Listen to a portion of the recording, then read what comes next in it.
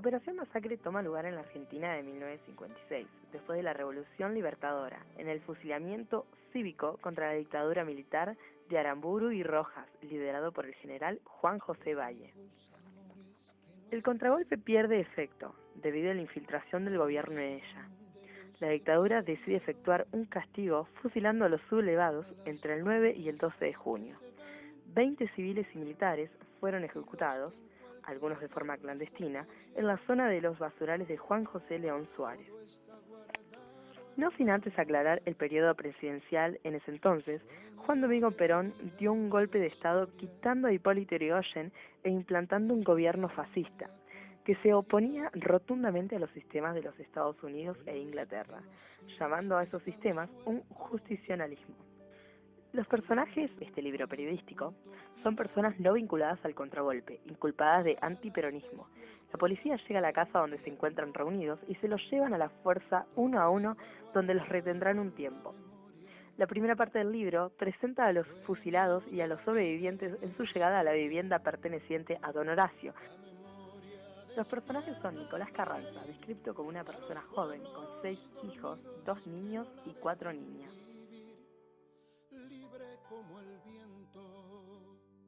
Los siguientes son Francisco Garibotti, de 38 años, trabaja en el ferrocarril y con un hijo de 17 años, a punto de heredar el empleo. Don Horacio Dicciano, dueño de la tan famosa vivienda donde sucede el arresto.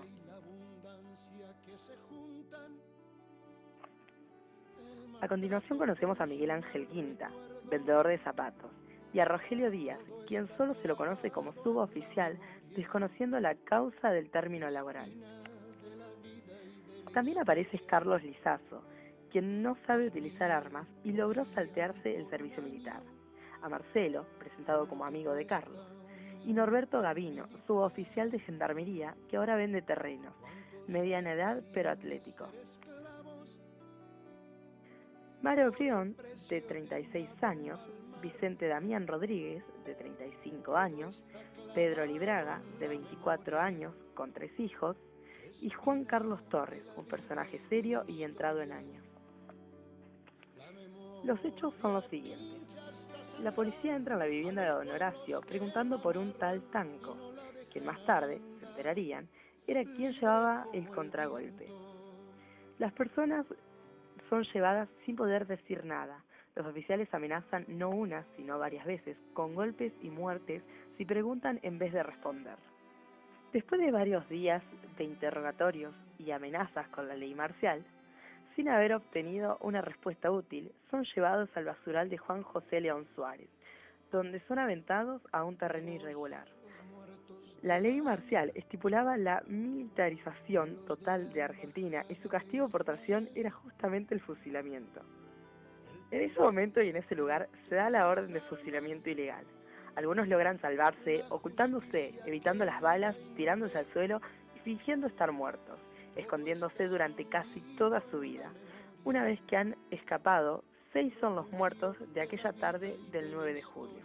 Cuando el periodista Rodolfo Walsh escribe el libro con los testimonios y recopilaciones que él mismo tuvo, no deja el caso como tal, llevándolo a juicio, lo que ahí se conoce como el caso Libraga, demostrándose que todo lo que la policía negaba del fusilamiento era meramente lo contrario.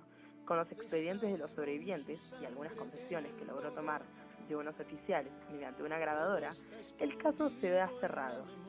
Aún sin ser exactamente declarado como una operación masacre o como un malentendido, lamentablemente hoy en día solo se puede señalar a quienes tuvieron la culpa. No hay testigos más que los mismos sobrevivientes, por lo cual el libro termina explicando que solo se puede formular conjeturas. Cuando haga ya la historia en sí, pasamos a lo más importante. ¿Qué es Operación Masacre? ¿Una crónica periodista con una notable investigación detrás? ¿Una novela que apela a hechos reales pero cuyo ritmo narrativo oscila por los carriles clásicos del género literario? ¿O es algo más? En 1957 el escritor y periodista argentino Rodolfo Walsh, desaparecido en la última dictadura militar, logró publicar un libro que haría historia y denunciaría la cara más oscura de la revolución libertadora. Una deconstrucción minuciosa e infatigable de los sucesos a través de recursos del campo de la literatura y del periodismo. Del parte del periodismo se puede destacar la precisión con que Walsh no expone los hechos productos de su notable ejercicio investigativo. Pero de parte de la literatura, la relevancia está principalmente por la forma que Walsh elige contar. Nosotros sabemos qué vamos a leer, pero la intriga que el autor genera a través de la decisión estética nos sitúa en una especie de ficción novelesca donde la tensión va a ir creciendo y lo importante queda para el final. Sin perder la impredecible distancia de los hechos, el periodista, escritor, se involucra con la subjetividad de los personajes, seres de carne y hueso, y su derrotero político será un fiel reflejo de esa simbiosis, sentimental e ideológica. En ese sentido, el aspecto literario se fortalece cuando descubrimos lo que ha ocurrido a partir de los diálogos con aquellas víctimas del odio antiperonista, con sus pensamientos, sus sentires y pequeños pero significativos detalles de la intimidad de los 4 instantes centrales de la masacre: la previa y la detención, el fusilamiento en el basural, el escape de los sobrevivientes y la persecución posterior para silenciarlos. Por eso, Operación Masacre representa a la literatura policial no ficcional. Que mata el escuadrón, suplicio de Mujica por las villas,